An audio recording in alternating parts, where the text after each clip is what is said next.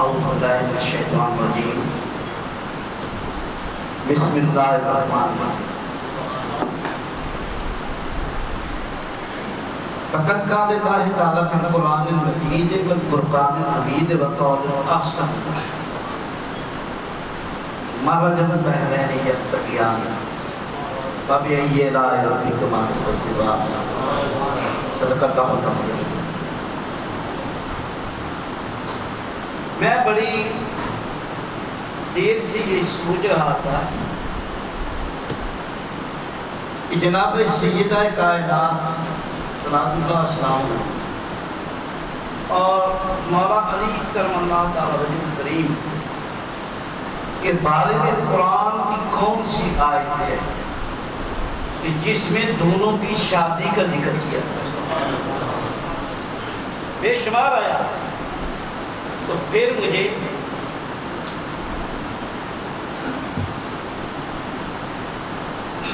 حضرت عبداللہ بن مسعود اور حضرت عبداللہ بن عباس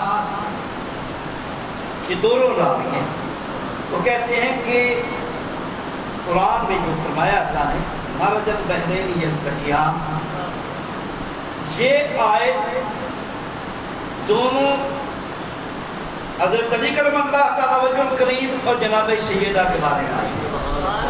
اللہ نے دو دریاؤں کو چلا اور اس میں مونگے جو ہیں وہ امام حسن حسین، مونگے جو نکلتے ہیں وہ انہوں میں تشبیہ ہے حسن حسین کے بارے میں۔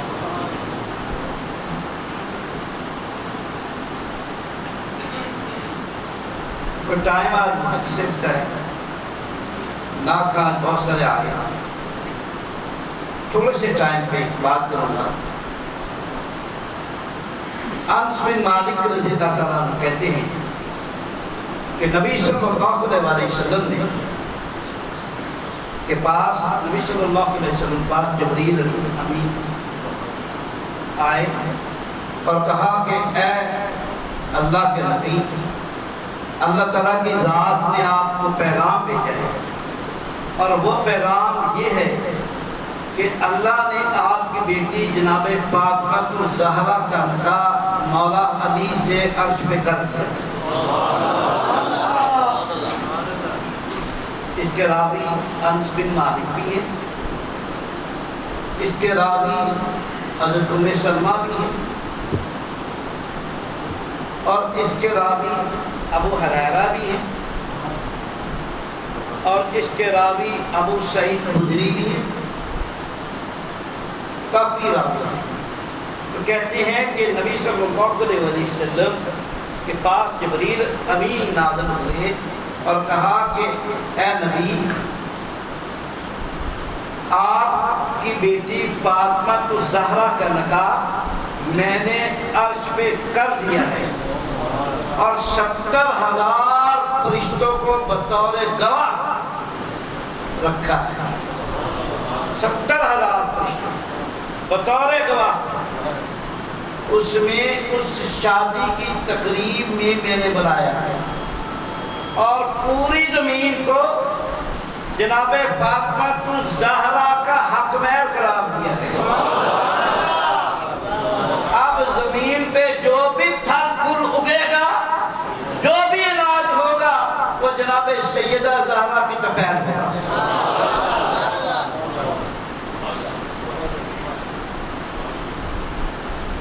اے نبی، آپ زمین پہ بھی نکاح کر دیا، اور پھر میں نے 70,000 فرشتوں کی ضیافت کے لیے، ہم تو یہاں کھانا کھاتے ہیں، اللہ فرماتا ہے ان کی ضیافت کے لیے میں نے انتظام یہ کیا ہے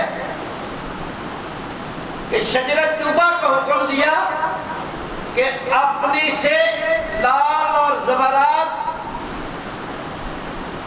اور ہیرے جلاؤ،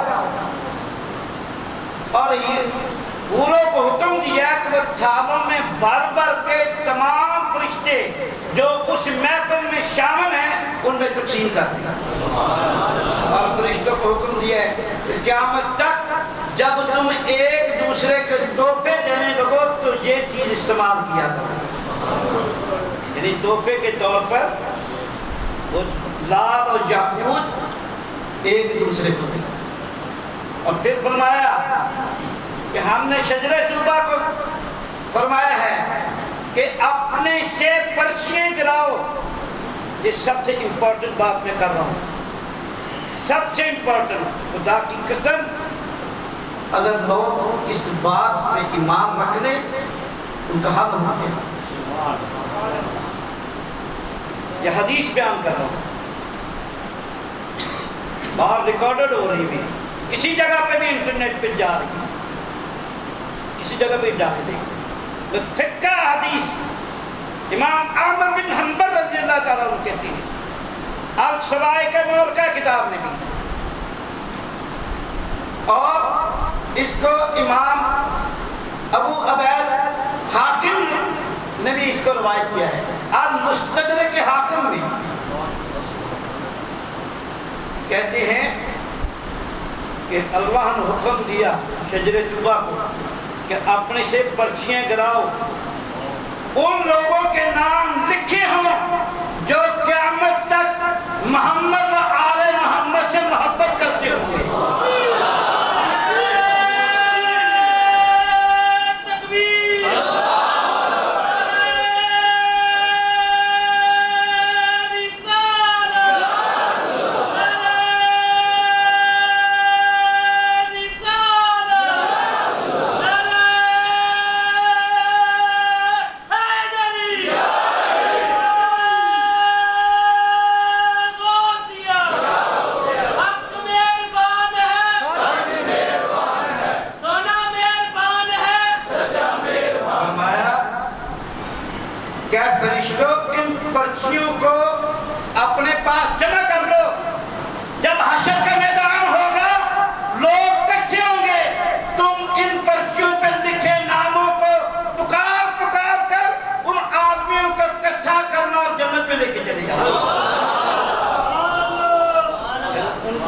کے نام ان کو پر نام لکھے ہوں گے جو محمد و آل محمد صلی اللہ علیہ وسلم سے محبت کرتے رہیں گے قیامت تک. قیامت جب ایک آدمی بھی زندہ ہوگا اس وقت تک ان پرچیوں کے اوپر نام لکھے ہوں گے جو حضور اور آپ کی آل سے محبت کرتے ہوں گے. اور پھر ان پرچیوں کو تقسیم کر دیا فرشتوں میں اور فرمایا کہ فرشتوں جو حضور اور ان کی آپ سے محبت کرتے ہوں گے روز محشر پکار پکار کر ان کو بلانا اور ان کو جنت میں لے کے جانا.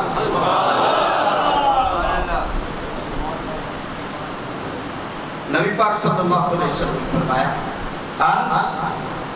جاؤ علی کو بلا, مولا علی کو بلائے. آپ آئے, فرمایا علی رب نے مجھ پہ وحی نازل فرمائی. جبریل علیہ السلام آئے اور انہوں نے کہا کہ آپ کا نکاح میں نے جناب سیدہ سے کر دیا ہے, کیا آپ کو قبول ہے؟ یا رسول اللہ صلی اللہ علیہ وسلم مجھے بالکل قبول ہے. کہ آپ کے دل میں بھی یہی خواہش تھی اور آپ نے اس خواہش کو حضرت ام سلمہ کے سامنے بھی پیش کیا تھا کہ حضور سے کہے, لیکن جرت نہیں تھی. علی ضیافت ہونی چاہیے, اب نکاح کی ضیافت ہونی, ولیمہ ہونا چاہیے. تمہارے پاس کوئی زرہ ہے, کوئی چیز ہے کہ آپ صلی اللہ علیہ وسلم میرے پاس تو کوئی چیز ہے, آپ میں زرہ کی خیبر کے وقت ہمارے پاس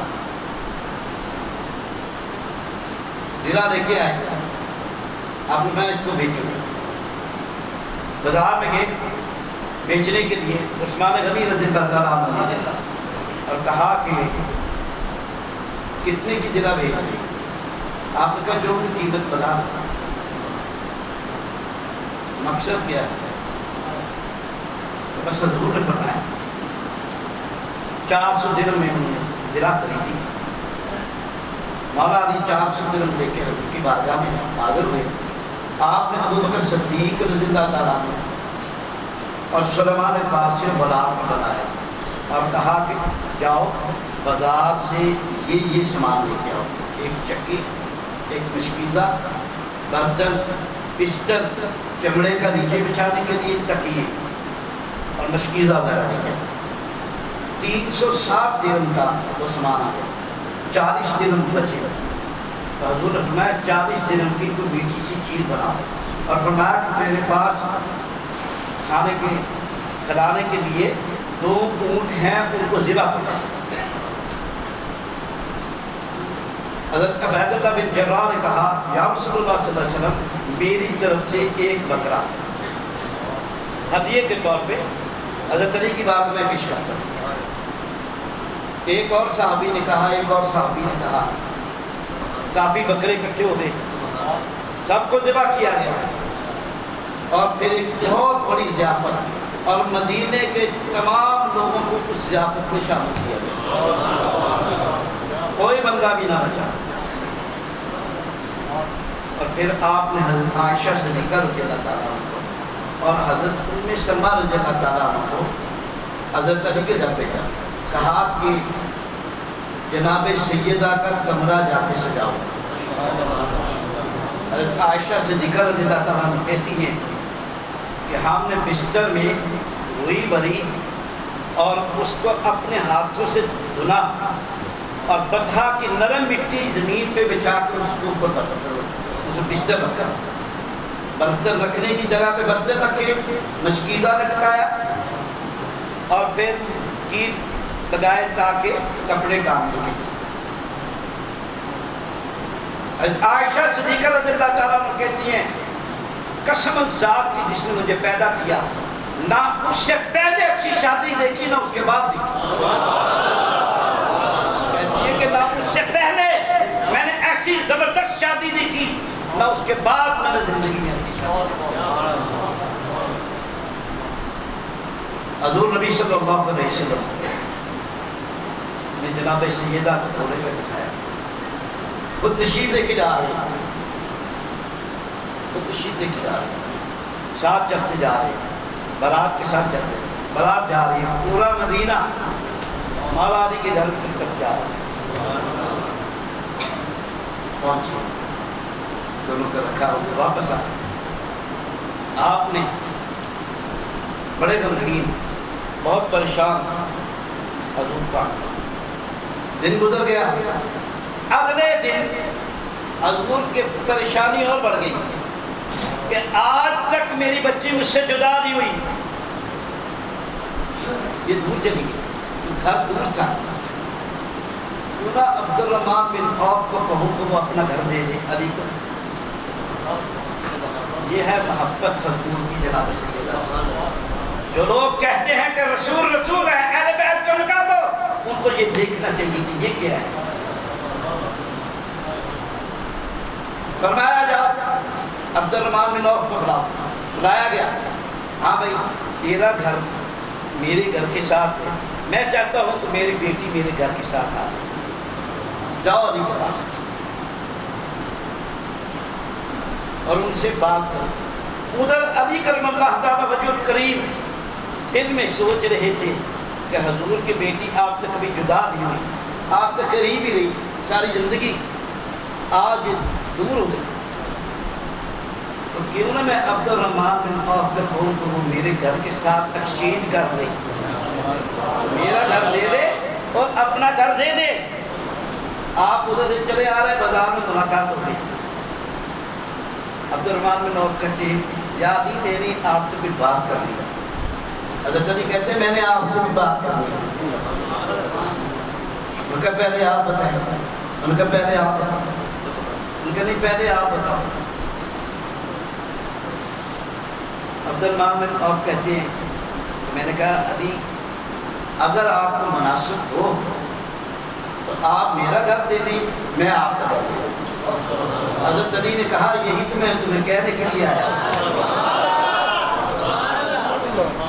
جو ایک دن بھی اپنے بچوں کو اپنے سے جدا نہ رکھے اس کو تم درود میں سے نکال رہے ہو، اس کا ذکر بند کر رہے ہو۔ اس وجہ سے ان کا ذکر تو ازل سے قائم ہے اور ابد تک قائم ہے،